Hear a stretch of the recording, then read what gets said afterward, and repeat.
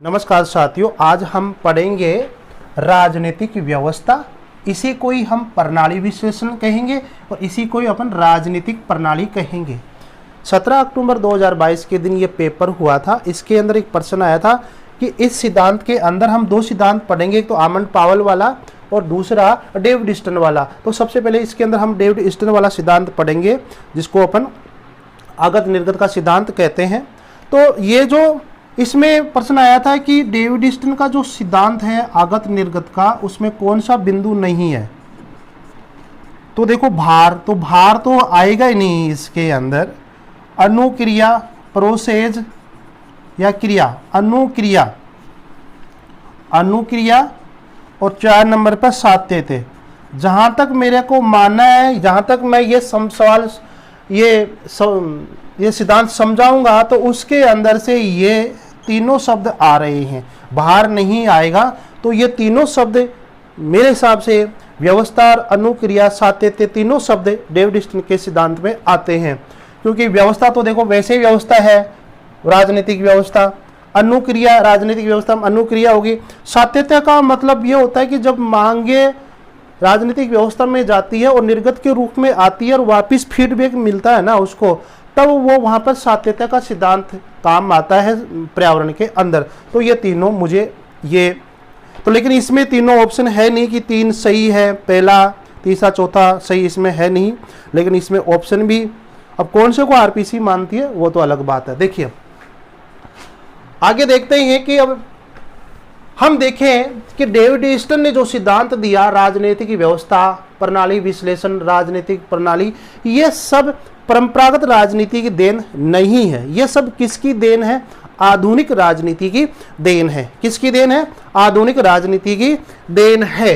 तो देखो यह आधुनिक राजनीति की देन है।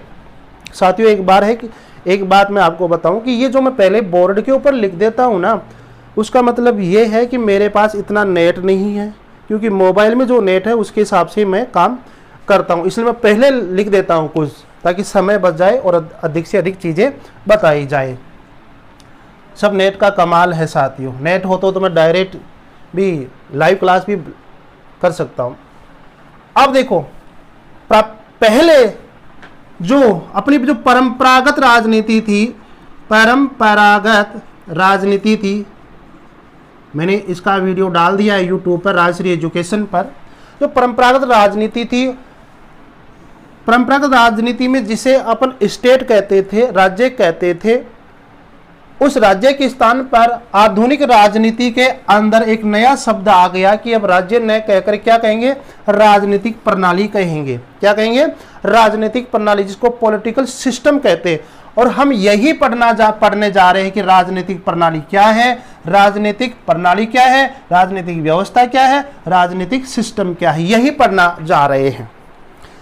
अब ये जो राजनीतिक जो प्रणाली है, ये पॉलिटिकल साइंस विषय में आई कैसे, राजनीतिक विज्ञान विषय में आई कैसे, कौन लेकर आया इसे, यह भी प्रश्न भी तो आ सकता है ना आपके सामने।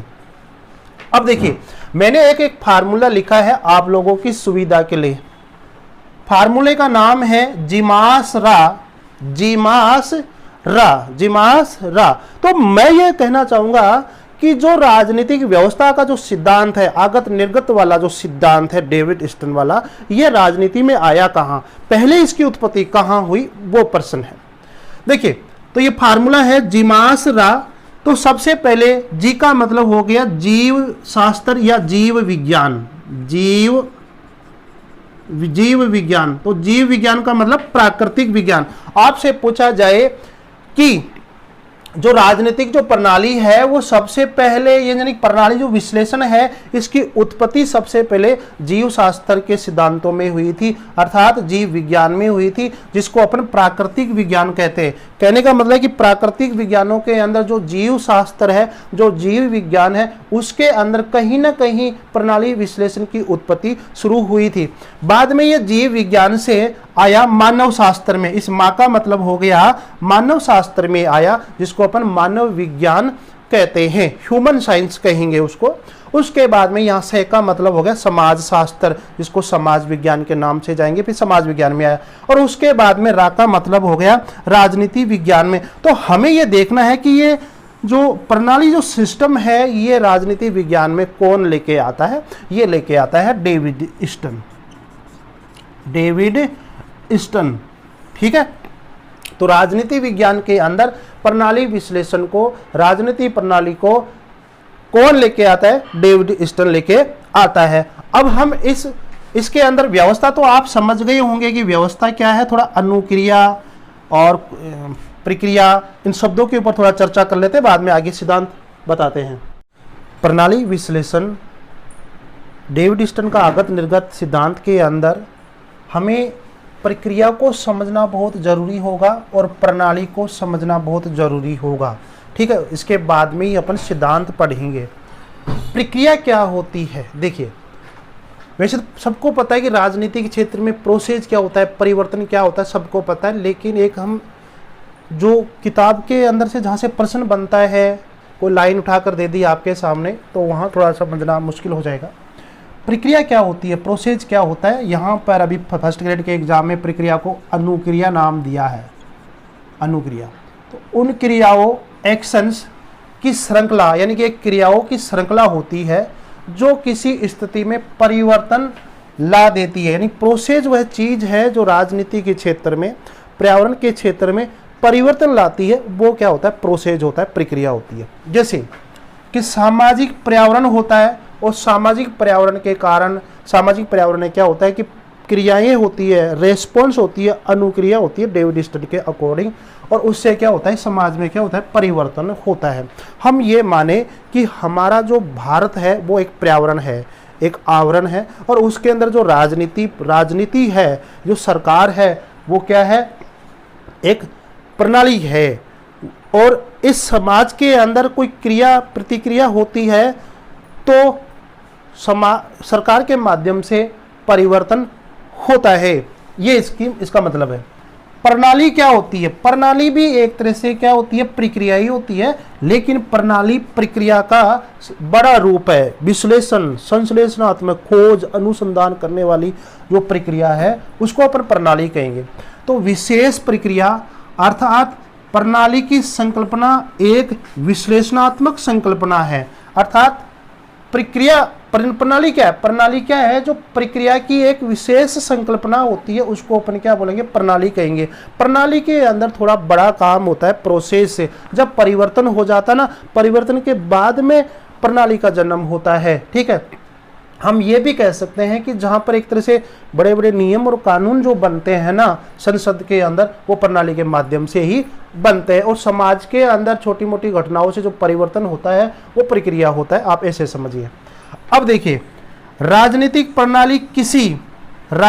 प्रणाली यानी कि ये राजनीतिक प्रणाली किसी समाज के अंदर उन अंतः क्रियाओं की प्रणाली को कहते हैं। समाज के अंदर उन अंतः क्रियाओं की प्रणाली को कहते हैं जिसके माध्यम से अनिवार्य आधिकारिक जिसको अंग्रेजी में बोलते हैं ऑथोरिटेटिव एलोकेशन किए जाते हैं। मतलब राजनीतिक प्रणाली चीज क्या है कि जिसमें आधिकारिक आवंटन हो जाते हैं, जिसमें मतलब जिसमें एक समाज होता है। जैसे लोकतंत्र है, लोकतंत्र के अंदर मांगे उठती है, मांगों के साथ समर्थन मिल जाता है, तो सरकार तक जो वो मांगे है ना, मांगे होती है, वो समर्थन के माध्यम से सरकार के पास वो मांगे क्या हो जाती है? आधिकारिक आवंटन हो जाती है। तो कहने का मतलब है कि जो प्रणाली है वो एक बड़ा रूप है प्रणाली, इसका प्रक्रिया का, प्रोसेस का, अनुक्रिया का। तो आप समझ गए होंगे कि जो प्रक्रिया है, जो अनुक्रिया है, उससे समाज में क्या होते हैं? परिवर्तन होते हैं। और समाज में परिवर्तन होते हैं तो क्या हो जाती है कि मांगे उठती है परिवर्तन के अकॉर्डिंग, और वो जो मांगे हैं फिर उस मांगों को क्या मिल जाता है? समर्थन मिल जाता है। और जब समर्थन मिल जाता है तो प्रणाली विश्लेषण में जाती है, अर्थात संसद में जाती है, तो वो क्या बन जाती है? वो मांगे आधिकारिक आवंटन बन जाती है। मतलब प्रणाली के माध्यम से वो आधिकारिक आवंटन वो चीजें बन जाती है। तो ये है, तो ये आप जरूर याद रखें। तो अभी आपके सामने समझ गए होंगे कि डेविड स्टन के सिद्धांत के अंदर व्यवस्था शब्द आया है, अभी तक प्रणाली आ गई है, ठीक है, और प्रक्रिया आ गई है। ठीक है, ये शब्द आप जरूर याद रखें। आगे अब सिद्धांत बताएंगे तो और शब्द भी आएंगे आपके सामने। डेविड स्टर्न का आगत निर्गत सिद्धांत समझने से पहले उसकी पुस्तकों पर चर्चा करते हैं। डेविड स्टर्न का आगत निर्गत का सिद्धांत। डेविड स्टर्न ने सबसे पहले जो एक बुक लिखी थी वो उसका नाम है political system and inquiry into the state of political science. इसका हिंदी में नाम होता है राजनीतिक प्रणाली, राजनीतिक विज्ञान की दशा का अन्वेषण, 1953 के अंदर यह है। इसी बुक के अंदर उसने प्रणाली है, ठीक है, ऐसे शब्दों का प्रयोग किया था। प्रणाली, अन्वेषण, प्रक्रिया, ऐसे शब्दों का प्रयोग किया था। एक कथन है इस बुक के अंदर, एक कथन मिलता है, वो क्या है कि राजनीति का सरोकार मूल्यों के आधिकारिक आवंटन ऑथोरिएटिव एलोकेशन ऑफ वैल्यूज से है। तो मूल्यों के आधिकारिक आवंटन, ये जो कथन है ये इस बुक के अंदर मिलता है। इसका मतलब ये होता है कि मूल्यों के आधिकारिक आवंटन का मतलब ये है कि जो पर्यावरण है, जो लोकतंत्र है, जो समाज है, वहाँ से लोगों की जो मांगे हैं, यानी लोगों का जो मूल्य का मतलब जो मांगे हैं, वो जब मांगों को जब समर्थन मिल जाते हैं तो सरकार के माध्यम से वो मांगे होती है, क्या हो जाती है, आधिकारिक आवंटन बन जाता है, और बाद में आधिकारिक आवंटन निर्गत के माध्यम से पुनः पर्यावरण में आता है। एक बुक और मिलती है इनकी, वर्ल्ड पॉलिटिकल्स, जिसका हिंदी में नाम है विश्व राजनीति, ये 1957 में प्रकाशित होती है। इसके अंदर एक लेख लिखा था डेविड स्टर्न ने इस बुक के अंदर कि an approach to the analysis of politics. इसका हिंदी में, इस लेख का हिंदी में अर्थ होता है राजनीतिक प्रणालियों के विश्लेषण का उपागम। ठीक है, तो राजनीतिक प्रणालियों के विश्लेषण का उपागम, तो ये पूरा का पूरा है ही साथियों डेविड स्टर्न, है ना। तो अब एक बुक और है कि ए फ्रेमवर्क फॉर पॉलिटिकल एनालिसिस, ये बहुत कीमती बुक है, ए फ्रेमवर्क फॉर पॉलिटिकल एनालिसिस, 1965 में। इसका हिंदी में नाम है राजनीति विश्लेषण का ढांचा। ठीक है, और इसी बुक के अंदर डेविड स्टर्न ने एक लेखा चित्र के माध्यम से, एक डायग्राम के माध्यम से अपना आगत निर्गत सिद्धांत समझाते हैं, जिसको मैं अब इस बोर्ड के ऊपर लिख रहा हूं। अब हम बात करेंगे कि डेविड स्टर्न ने अपने प्रणाली विश्लेषण सिद्धांत के अंदर, अपने व्यवस्था सिद्धांत के अंदर अपनी book A framework for political analysis 1965, ये जो बुक है, इस बुक के अंदर अपना सिद्धांत, आगत निर्गत का सिद्धांत बताने के लिए एक रेखा चित्र का प्रयोग किया था, एक डायग्राम का प्रयोग किया था उसने। तो वो रेखा चित्र क्या है, वो रेखा चित्र ये है। इस रेखा चित्र में वो ये कहना चाहता है कि चारों तरफ क्या है, पर्यावरण है, यानी कि चारों तरफ एक क्या है, समाज है। इसे हम अपने भारत के संदर्भ में आप देखिए। तो डेविड स्टर्न ये कहता है कि इस पर्यावरण के अंदर से क्या होता है कि मांगे उठती है। क्या उठती है? मांगे उठती है। और जब मांगे उठती है तो इस मांगों के साथ साथ क्या होता है, लोगों का समर्थन होता है, सपोर्ट होता है। ऐसा नहीं है कि मांगे ही मांगे उठेगी, उसके साथ कोई समर्थन करने वाले भी होंगे। एक किसी ने मांग की तो मांग के साथ साथ लोग उसको क्या है, सपोर्ट होना चाहिए। ठीक है, तो मांगों के साथ क्या होता है, समर्थन होता है। उसको अपन क्या बोलते हैं, आगत बोलेंगे, इनपुट बोलेंगे। जब मांग समर्थन के साथ यानी कि इनपुट बनकर, आगत बनकर ये किस में जाएगी, किस में जाएगी भाई, ये राजनीतिक प्रणाली। अब राजनीतिक प्रणाली यहाँ का संबंध किससे है, हम इसको अपन अगर अपनी व्यवस्था से संदर्भ में देखते हैं तो ये हो गई संसद, ये मांगे इसमें जाएगी। ठीक है, अब ये जो मांगे होगी, जब इनको समर्थन मिल जाएगा तो ये जो मांगे यहां जाकर क्या बन जाएगी, आधिकारिक आवंटन बन जाएंगी। क्या बन जाएंगी, आधिकारिक आवंटन बन जाएगी। कि मांगे ये हो जाएगा कि इन मांगों के पीछे क्या है, समर्थन, इसलिए इन मांगों के अकॉर्डिंग हमें नियम कानून बनाना चाहिए। तो संसद के अंदर यहाँ पर नियम कानून बनाया जाएगा। यहाँ पर राजनीतिक प्रणाली का मतलब क्या है, संसद, राज्य, क्योंकि पहले परंपरागत राजनीति के अंदर हम जिसको स्टेट कहते थे, आज उस जगह आधुनिक राजनीति के अंदर हम उसको राजनीतिक प्रणाली कहेंगे, अर्थात उसको अपन अब संसद कहेंगे। तो इस संसद के अंदर क्या होते हैं कि ये जो मांगे होती है वो मूल्यों के अकॉर्डिंग क्या बन जाती है, मूल्यों के अकॉर्डिंग, ये लिख दो, मूल्यों के अनुसार या मूल्यों का आधिकारिक आवंटन हो जाता है। मांगे किस में बदल जाएगी, यहाँ पर आधिकारिक आवंटन के अकॉर्डिंग, और फिर ये यहाँ पर नीति नियम बनते हैं, कानून बनते हैं। फिर ये मांगे निर्गत के रूप में, निर्गत यानी कि आउटपुट के रूप में, निर्णय के रूप में, नीतियों के रूप में, एक कानून के रूप में ये बाहर आती है। और बाहर आने के बाद में ये पूरे समाज के अंदर, पूरे पर्यावरण के अंदर, पूरे भारत के अंदर यहाँ पर ये कानून नियम चालू होता है, लागू होता है। बाद में इस नियम कानून के ऊपर, इन नीतियों के ऊपर, निर्णय के ऊपर, इन कानून के ऊपर क्या होता है, लोगों की सोच, दृष्टिकोण होती है कि कानून अच्छा है, कानून बुरा है। देखिए किसान आंदोलन बना था, बहुत सारी नीतियां बनती है, तो आलोचना होती है सरकार की, जिसको अपन पुनर्निवेश कहते हैं, फीडबैक। सरकार को फीडबैक मिलता है कि सरकार ने कानून बनाया है तो अच्छा बनाया है, कानून बनाया है लेकिन गलत बनाया गया है, इसको सरकार को वापस लेना चाहिए। तो यहां सरकार को फीडबैक मिलता है। फिर जो कमी रह जाती है, कुछ कमी रह जाती है, वो कमी फिर वापस पुनः कैसे, मांग के माध्यम से और समर्थन के माध्यम से राजनीतिक प्रणाली में जाती है और वापस निर्णय और नीतियां बनती है। इस प्रकार से क्या होते हैं कि मूल्यों का आधिकारिक आवंटन होता है। ठीक है, तो ये था डेविड स्टन का आगत निर्गत का सिद्धांत। अब इसमें डेविड स्टन ने क्या किया कि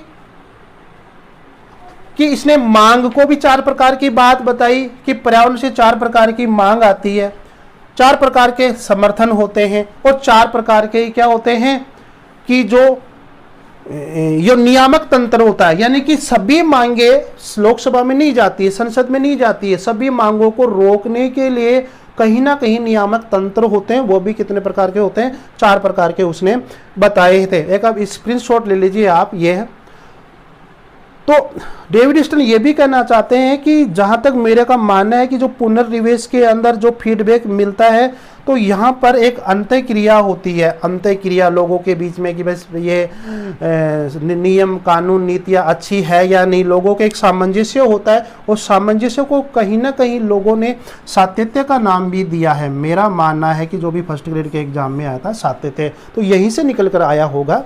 और देखते हैं, तो अब आपसे यह भी पूछ सकता है कि आगत के अंदर डेविड स्टन क्या क्या शामिल करता है, केवल मांग है या समर्थन है या दोनों है। तो आगत के अंदर डेविड स्टन के अकॉर्डिंग मांगे और समर्थन दोनों क्या बनती है, आगत बनती है, इनपुट बनती है। इसी प्रकार से निर्गत जब बाहर आती है, जो कोई कानून नियम बनता है, तो डेविड स्टन के अकॉर्डिंग निर्णय और नीतियां ये दोनों इनपुट के आउटपुट के अंदर शामिल होती है और इनपुट के अंदर मांगे और समर्थन शामिल होता है। तो ये क्या होता है, ये होता है एक तरह से डेविड स्टन के अकॉर्डिंग राजनीतिक प्रणाली, आधिकारिक आवंटन का मूल्य कैसे नीतियां निर्णय में बदल जाते हैं। तो ये है डेविड स्टन का। अब मैं आपको ये समझाना चाहूंगा कि ये कितने कितने प्रकार की होती है।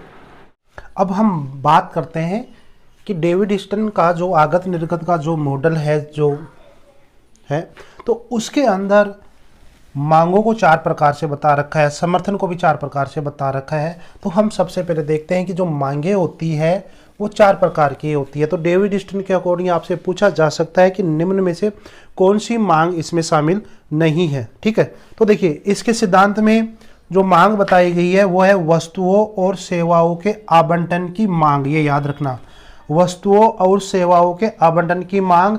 जैसे कि इसमें कौन कौन सी मांग आती है, जैसे कि वस्तुओं सेवाओं से संबंधित होती है कामगार की मजदूरी है, काम की परिस्थितियों में सुधार करना, शैक्षिक अवसर, मनोरंजन, पुल, सड़कें, व्यवस्था आदि बनाना। ये जो मांगे उठती है ना, ये वस्तुओं और सेवाओं के आवंटन की मांगे होती है।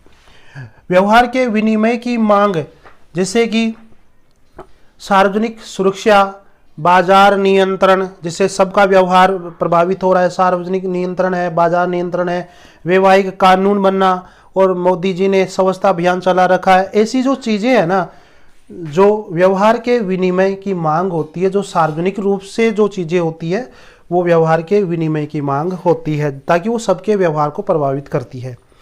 राजनीतिक जीवन में सहभागिता की मांग, जैसे कि वोट देना, किन्हीं क्षेत्रों के अंदर है महिलाओं को वोट देने का अधिकार नहीं है, किन्हीं जहां वृद्ध व्यक्ति है उनको वोट देने का अधिकार नहीं है, तो वोट देने का अधिकार, सरकारी विभागों के पास अपनी याचिका भेजने का अधिकार, न्याय अन्याय जैसे याचिका भेजते हैं ना उसके लिए, राजनीतिक संघ बनाने का है, दल है, संगठन बनाते हैं राजनीतिक रूप से, ये सब है राजनीतिक जीवन में सहभागिता की मांग है।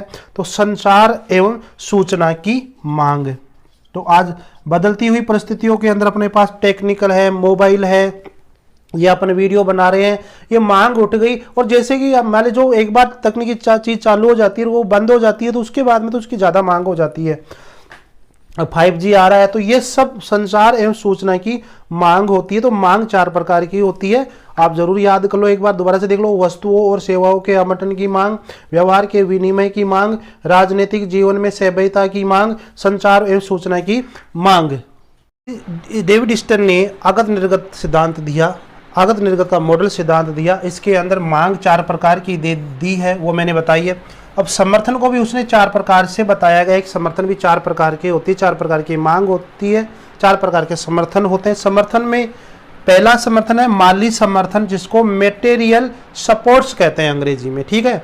तो आप ये न समझे कि माली समर्थन क्या होता है। मेटेरियल यानी भौतिक रूप से कोई सपोर्ट होता है, उसको माली समर्थन कहते हैं। जैसे कि करो, माल गुजारी का भुगतान, सामाजिक और सैनिक कार्य जो जैसे होते हैं वो माली समर्थन में आते हैं। यानी कि मांग, आदमी एक काम करेगा उसके लिए समर्थन करने वाले बहुत ज़्यादा रहेंगे। मांग जैसे कि करो से संबंधित मांग है, किसी ने आवाज़ उठाई तो उसका सपोर्ट करने वाले, काम करो पे हो रहा है तो मांग करो की है, लेकिन सपोर्ट करने वाले बहुत सारे लोग हो गए, तो करो और मालगुजारी का भुगतान, सामाजिक सैनिक और कार्य, यानी कि मांग के साथ साथ सपोर्ट चलता है, तो माली समर्थन हो गया। कायदे कानून का पालन करना, ये भी क्या है, समर्थन है, ठीक है।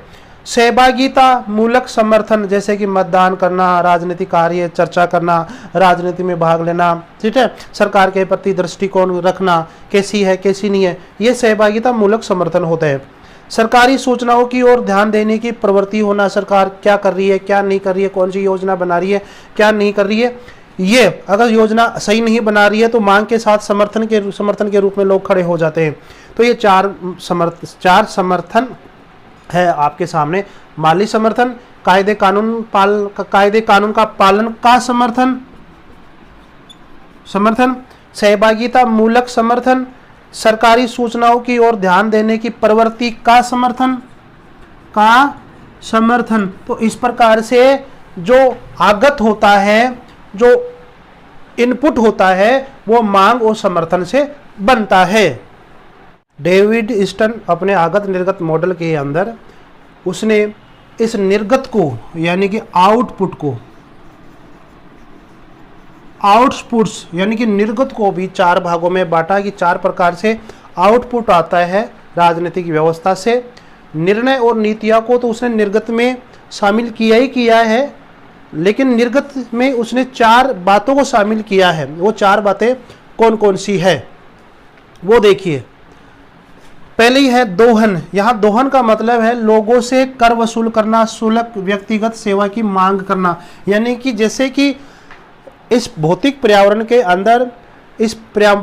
के अंदर लोगों की जैसे मांग की जाती, लोगों के द्वारा सरकार से मांग की जाती, उसी प्रकार से सरकार भी इस लोकतंत्र के अंदर, इस समाज व्यवस्था के अंदर कुछ मांग करती है कि आप ऐसी व्यवस्था बनाए रखें, आप हमारे को कर दो, आप हमारे को शुल्क दो। जैसे कि कर लेने वाली जो व्यवस्था है ना, वो सरकार की दोहन में आती है, अर्थात निर्गत में आती है। व्यवहार का विनिमय करना, व्यवहार को बनाए रखना, सार्वजनिक व्यवस्था को बनाए रखना सरकार का कार्य है, ये निर्गत में आता है। वस्तुओं सेवाओं अवसरों का मान सम्मान आदि का वितरण बनाए रखना, अर्थात सरकार का काम क्या है कि सब्जियों के ऊपर, अनाज के ऊपर जो दैनिक जीवन की जो उपयोगी चीज़ें हैं उन पर भाव वगैरह जो नियंत्रण वगैरह रखे, वो वाली चीज़ है वो निर्गत में है। प्रतीकात्मक निर्गत मतलब सरकार ये चाहती है कि जो भी हमारे देश की, हमारा जो पर्यावरण है, यहाँ पर्यावरण का मतलब है देश है, हमारे देश की जो प्रतीकात्मक जो चीज़ें हैं उसका मान सम्मान बनाए रखे, जैसे कि हमारा राष्ट्रीय झंडा है, ठीक है, राष्ट्रीय गीत है आदि का प्रतीकात्मक रूप से उनका हम क्या करें, सम्मान करें, ये निर्गत में शामिल होता है। तो 4 बातें निर्गत में शामिल है डेविड स्टर्न के अकॉर्डिंग। दोहन, व्यवहार का विनिमय, वस्तुओं सेवाओं अवसरों का मान सम्मान करना और प्रतीकात्मक निर्गत।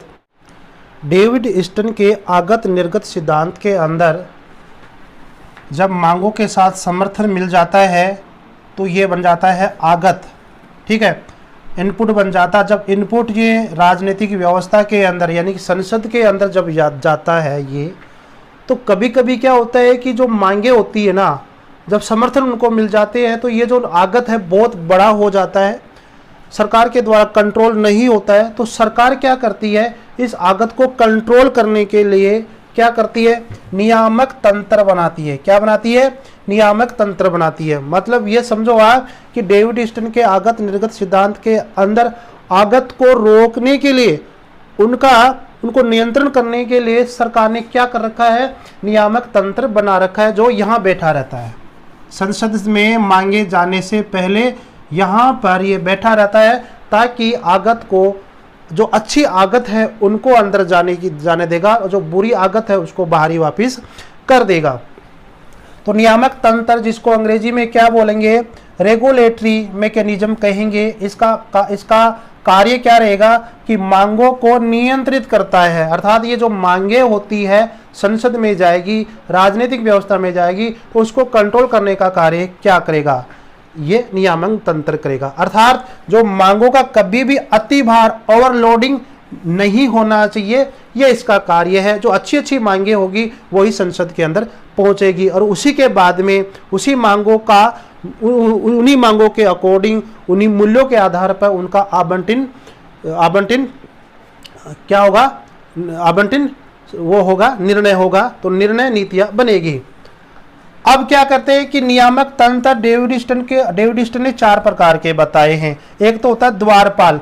जब ये मांगे अंदर जाती है तो एक द्वार रहता है, यहाँ मान लीजिए ये द्वार है, यहाँ पे द्वारपाल है, ठीक है। तो द्वारपाल ये होता है, तो द्वारपाल के अंदर वो 2 चीजों को मानता है कि दबाव गुट व राजनीतिक दल, दबाव गुट राजनीतिक दल दोनों ही क्या है, द्वारपाल का काम करते हैं, ठीक है।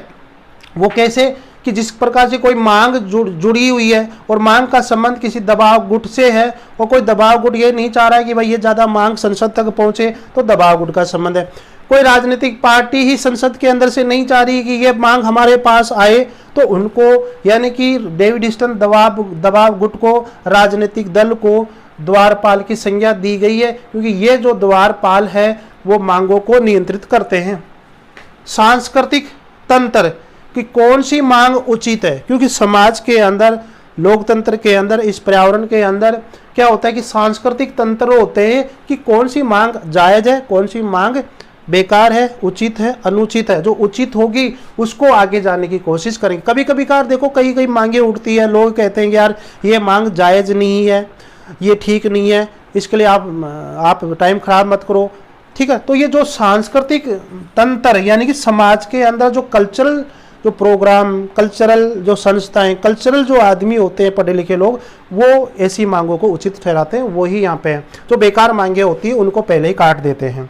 संप्रेषण वाहिकाएं, मतलब ये संप्रेषण वाहिकाएं होती है कि सरकार के द्वारा ऐसे लोगों को छोड़ा जाता है लोकतंत्र के अंदर, समाज के अंदर, कि मांगे बढ़ने पर इनकी संख्या बढ़ जाती है, मांग बहुत ज़्यादा हो गई, तो उसको कंट्रोल करने के लिए संप्रेषण वाहिकाओं का क्या कर देते हैं, बढ़ा देती है सरकार। रूपांतरण प्रक्रिया, मतलब जैसे रूपांतरण प्रक्रिया, जैसे कि विधायी हो गई, आपकी कार्यकारिणी होगी, प्रशासनिक संगठन हो गया, कार्यपालिका हो गई, ये जो चीजें है ना, ये चीजें भी कहीं ना कहीं जो है मांगों को खारिज कर देती है। जैसे कैसे, मान लीजिए आपने कोई विज्ञापन लेकर एसडीएम साहब के पास गए या तहसीलदार के पास गए, आपकी मांग जायज होगी तो आगे वो चढ़ा देंगे, नहीं तो वो वहीं से क्या हो जाती है, खारिज हो जाती है। तो ये रूपांतर प्रक्रिया, तो डेविड ह्यूस्टन ने अपने सिद्धांत के अंदर मांगों को रोकने के लिए, आगतों को रोकने के लिए कुछ नियामक तंत्र बताए हैं। वो कौन कौन से हैं? द्वारपाल है, सांस्कृतिक तंत्र है, संप्रेषण वाहिकाएं हैं, रूपांतर प्रक्रिया। यहाँ से भी काफी अच्छा प्रश्न आता है, और ये प्रश्न भी अच्छा है कि द्वारपाल में किस किस को शामिल करता है? दबाव गुट को और राजनीतिक दल को। डेविड ह्यूस्टन के आगत निर्गत सिद्धांत के अंदर जो फीडबैक चैनल होता है, जो पुनर्निवेश वाहिकाएं होती है, जहाँ क्या होता है कि जो आगत और जो निर्गत होती है, जो मांगे होती है और जो निर्गत होती है सरकार के द्वारा, उसके अंदर उचित समायोजन का कार्य कौन करती है? फीडबैक चैनल करती है, अर्थात फीडबैक करता है। ये फीडबैक कहाँ से मिलेगा? पर्यावरण से, अर्थात पूरे समाज से मिलेगा। समायोजन का कार्य करती है आगत और निर्गत। आपसे पूछा जा सकता है कि डेविड ह्यूस्टन के आगत निर्गत सिद्धांत के अंदर समायोजन का कार्य कौन करता है? पुनर्निवेश वाहिकाएं करती है। क्या करती है? पुनर्निवेश। फीडबैक कर सकती है, या फिर आपसे आ सकता है कि फीडबैक चैनल भी आ सकता है आपके सामने। तो फीडबैक काम करता है, समायोजन का कार्य। इसको अंग्रेजी में क्या बोलते हैं? इक्विलिब्रियम कहते हैं, इसको समायोजन कहते हैं। यहाँ पर संतुलन शब्द का प्रयोग भी कर सकते हैं, संतुलन शब्द का प्रयोग भी कर सकते हैं। और कहीं कहीं पर इसको कहीं पर लोग गाइडों के अंदर लिखते हैं इसी संतुलन को, इस समायोजन को सातत्य, जो कि अभी फर्स्ट ग्रेड के अंदर आया था 17 अक्टूबर 2022 के दिन, कि सातत्य। और इस सातत्य शब्द के लिए जिस अंग्रेजी शब्द का प्रयोग कर रखा है वो जो है, इस अंग्रेजी शब्द का, कि सातत्य शब्द का प्रयोग किया है, कहाँ गया? और उसका प्रयोग किया गया है परसिस्टेंस।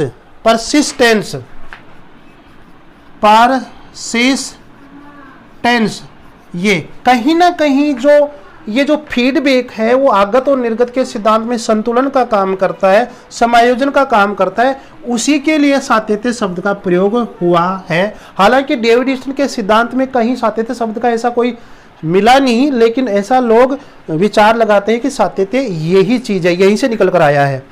अब देखो जो फीडबैक क्या करता है, ये फीडबैक ही ऐसी चीज है जो राजनीतिक प्रणाली को अपने लक्ष्यों तक पहुंचाने का कार्य करता है। फीडबैक से ही सरकार को पता लगता है कि हमने जो कानून बनाया है वो अच्छा बनाया कि नहीं बनाया, सही चल रहा है कि नहीं चलाया। तो राजनीतिक प्रणाली के अंदर यानी कि जो सरकार होती है, सभी सरकार को अपने लक्ष्यों तक पहुंचाने का जो कार्य करता है वो पर्यावरण से आने वाला फीडबैक ही देता है। नमस्कार साथियों, वीडियो कैसा लगे जरूर लाइक शेयर सब्सक्राइब किया करो।